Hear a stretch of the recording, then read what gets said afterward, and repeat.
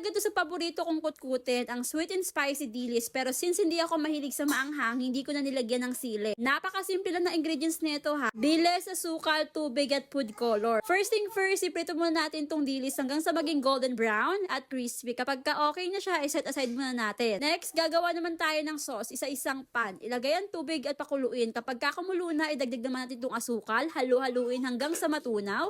After nyan, ilagay naman natin itong food color para mas appetizing tignan. Kuluan natin ng 5 to 7 minutes hanggang sa maging medyo malapot na siya at consistency. Saka naman natin ito ilagay itong pritong dilis. Halu-haluin hanggang sa matuyo at kumapit na ng maigi yung sauce. Naglagay nga pala ulit ako ng isa pang kutsarang asukal dyan. Kapag ka medyo tuyo na, patayin na yung apoy at magantay ng 20 to 30 minutes, makikita mo na magkakaroon ng parang powder sugar coating. Ganun lang kadali. Mas tipid pa kesa bumili sa market, medyo pricey na kasi yung mga ganito.